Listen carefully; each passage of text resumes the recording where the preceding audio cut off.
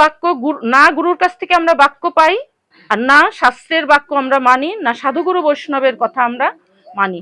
শুনছি এখানে, শোনার পরে আমি প্রায়শই কথাটা বলি, এখনই আমরা একটা যুগল কীর্তন শ্রবণ করব, পাটির নিচে ওই কথাটা রাখবো, আর যাওয়ার সময় ভুল করে ওখানে থুয়েই চলে যাব। প্রসাদ খাবো, এই যে কথাটুক শুনলাম ওটা এই যে এর নিচে রেখে আমরা মিলন কীর্তন করব, আর ওটা ওখানে রেখে চলে যাব। যাওয়ার সময় ওটা যে আবার আঁচলে বেঁধে নিয়ে যাব, ওটা আর মনে থাকে না। মনে থাকে না। 10টা টাকা যদি আঁচলে বাঁধা থাকে, বাড়ি যায় এটা ধুতে গেলে ওইটা খুলে থুয়ে নেবো, তাই না? কিন্তু ওই যে নামটুক যে আঁচলে বেঁধে রাখবো, বাড়িতে যাই ওই নামটুক যে আঁচলেতে খুলে আমার হৃদয়ে ঢুকাবো, ওটা আর মনে থাকে না। এই হলো আমাদের অবস্থা, দুরবস্থা। ওটাই, বাড়ি ঢোকে কিনা সেটাও সন্দেহ নাই, জলের মধ্যেই ডুবাই দিচ্ছি। তো এই হলো কথা। এখন এইভাবে করতে করতে যখন 9,000 বছর পূর্ণ হয়ে যায়, তখন ভগবান এইদিকে অবতীর্ণ হলেন। ভগবান যখন গুরুদেব এই কথা বলেছেন, তখন কিন্তু আমার রামচন্দ্র অবতীর্ণ হননি, পৃথিবীতে আসেননি তখন, তাই না? তারপরে ভগবানের অবতীর্ণ হলো, ভগবান যথেষ্ট একটু বড় হলো, রাজ্যভার লাভ করবে হলো, সবকিছু হলো। যখন ওনাকে ওনার মানে বিমাতার নির্দেশে উনি যখন বনে গমন করলেন, তখন উনি যাওয়ার পথে উনি বলছেন যে ওই বনে উনি কাননে উনি ঢুকলেন। একা না, ভগবানের জন্য একটু অপেক্ষা করে দেখো মা, ভগবান একা আসবেন না, গোবিন্দর জন্য অপেক্ষা করলেন, রাধারানীকে সঙ্গে নিয়ে আসবেন। আর যদি রাধারানীর জন্য আমরা অপেক্ষা করি, গোবিন্দ সঙ্গেই আসবেন।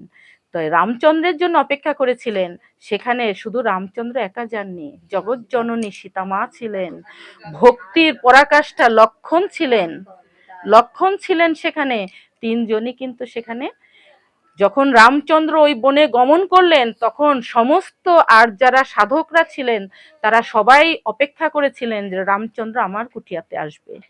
কারণ ওখানে অনেক সাধু বৈষ্ণবরা ছিলেন, যারা কিছু ছিলেন শুধু ফল ভক্ষণ করতেন।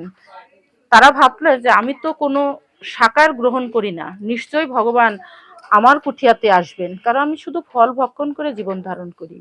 কেউ আছে শুধুমাত্র জল ভক্ষণ করে, ফল ভক্ষণও তারা করে না। তাদের সাধনা এত উচ্চ মার্গের, এত তাদের কায় ক্লেশ সহ্য করে সাধনা করত।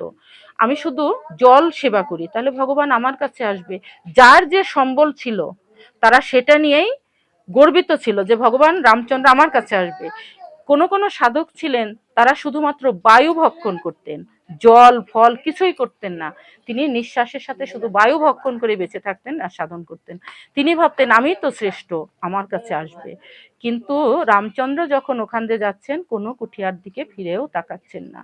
আরো বরঞ্চ সবার কাছে জিজ্ঞেস করছে এই বনে কি, যে এই সবার কাছে জিজ্ঞেস করছে যে এই বনে কি শবরী নামে কেউ আছে? শবরী নামে কেউ আছে? অনেকে তো চেনেই না শবরীকে, কারণ শবরী তো কারো সামনে আসে না, তার ছায়া পাড়ালেও তো দোষ হবে।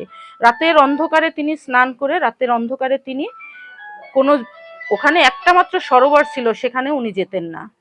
তো সেখানে আসছি, এইভাবে খোঁজ করতে করতে আমার ভগবান তখন এক সময় পৌঁছে গেলেন ঠিক শবরীর কুঠিয়াতে। শবরীর কুঠিয়াতে তিনি ঠিক পৌঁছে গেলেন। যখন পৌঁছে গেছেন মা, 9,000 বছর বয়স, অথর্ব হয়ে গেছেন, তখন ওই যে এল প্যাটার্ন তার দেহটা হয়ে গেছে, ওইভাবে করে গোবিন্দ, প্রভু তুমি এসেছো, আমি জানি তুমি আসবে, কারণ আমার গুরুদেবের কথা তো কখনো মিথ্যা হবে না। এই যে বিশ্বাস, আমার গুরুদেবের কথা মিথ্যা হবে না। আমার কষ্ট হয়, দুঃখ হয় যে গুরুদেব যদি সেই গুরুদেব, অবশ্যই তাঁরা শ্রী গুরুদেব, কেন তাঁরা সন্তানদেরকে শাসন করেন না? আমরা এই জড় জগতে আমার সন্তান যদি পড়াশোনা না করে, এই ছেলেটা যদি বাদরামি করে বেড়ায়, এর মা ধরে মারবে, বাবা ধরে বকা দেবে, কিন্তু শ্রী গুরুদেব তিনি কেন আমাদের শাসন করেন না? আমার প্রশ্নটা এখানে জাগে, কেন তিনি সন্তানদের কড়াভাবে নির্দেশ দেন না, এটা করবা না, এটা করা চলবে না, করা চলবে না, তোমরা এই পথেই চলবা, তাহলে কিন্তু সন্তান ঠিকই সোজা পথে চলে আসে, কিন্তু সেটাও তারা দেবেন না। তো গুরুদেবের কথার প্রতি তো অবশ্যই বিশ্বাস আমাদের থাকতে হবে।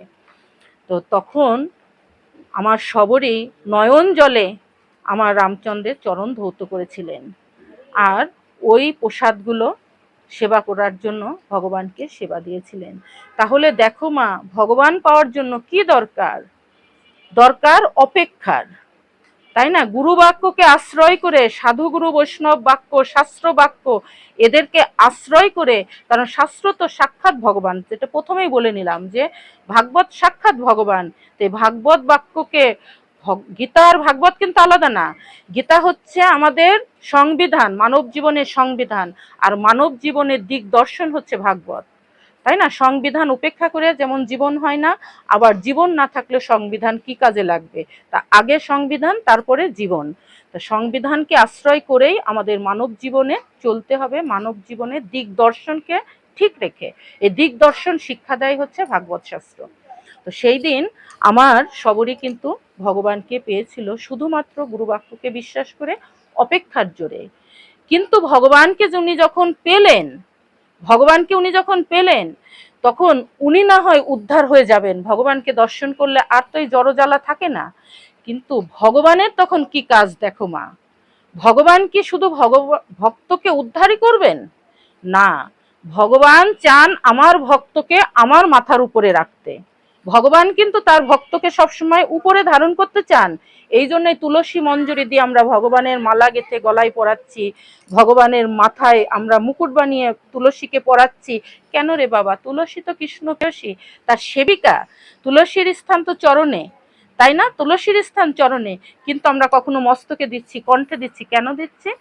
তাতে আমার গোবিন্দ সন্তুষ্ট হন। কেননা ভক্তকে মস্তকে রাখতে তার খুব আনন্দ হয়, তাই না? ভক্তকে মস্তকে ধারণ করতে তার কিন্তু পরম আনন্দ হয়। এই জন্য ভগবান চিন্তা করলেন যে আজ যদি এখানে আমি সবরীকে যদি আমি ভগবত প্রাপ্তি করে দেই, তাকে উদ্ধার করে নেই, তাহলে তো আমার ভক্তের মহিমা প্রকাশ হবে না। উনি তখন কি করলেন মা? ওই যে অন্যান্য যে সাধু সন্তরা ছিলেন ওখানে এলেন। ওখানে এসে তিনি বললেন যে উনার তো চরণ ধৌত করতে হবে। তো উনি একজন সাধু মহাত্মা, ওনার ওই একটাই সরোবর ছিল, যে জল এনে পাটা ধৌত করিয়ে দেবেন। কিন্তু রামচন্দ্র বললেন যে না, আমি নিজে যে ওই সরোবরের থেকে পা ধুয়ে আসবো, তোমাদের কারো আমার চরণ ধোয়াতে হবে না, আমি নিজে সরোবরে গিয়ে পা ধৌত করে আসব। তখন কি আর করবে, ভগবানের ইচ্ছা তো তথাস্তু। তখন ভগবান কি করলেন, ওই সরোবরে গিয়ে, ওই যে একটা, আমি বারবার বলছি, ওখানে কিন্তু একটাই সরোবর ছিল, ওই জলে সবাই পান করত, ওই জলেই স্নান আদি, সব সাধু সন্তদের স্নান আদির কাজ চলতো।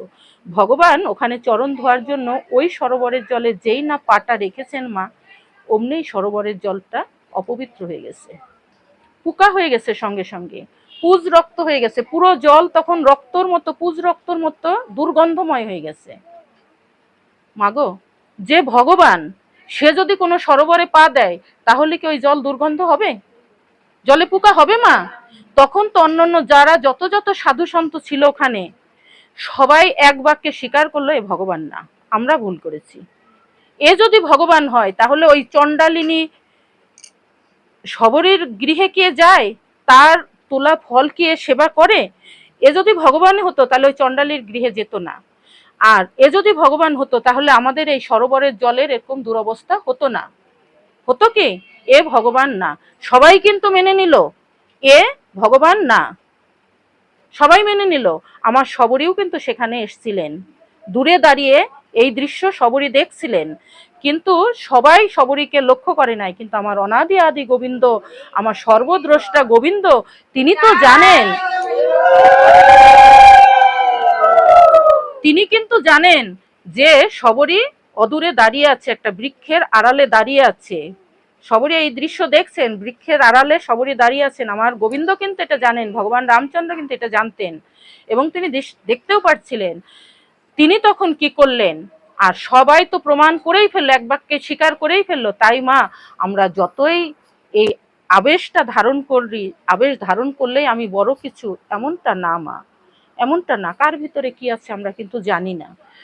তখন ভক্তর মহিমা প্রকাশ করার জন্য ভগবান তখন বললেন যে আচ্ছা, আমি তো ভগবান না, তোমাদের আগেই বললাম যে আমি ভগবান না, তোমরা সবাই আমাকে রামচন্দ্র রামচন্দ্র বলে ভুল করছো। আসলে আমি রামচন্দ্র চন্দ্র কেউ না, আমি আমার এই ভাই আর বউকে নিয়ে বনে বনে ঘুরে বেড়াই, তোমরা বোঝো নাই, তাই আমাকে এরকম কিছু বলছো। দেখলে তো ওই জলে পা দেওয়ার সাথে সাথে জলের কি অবস্থা হলো। এখন তোমাদের কি উপায় হবে বলো?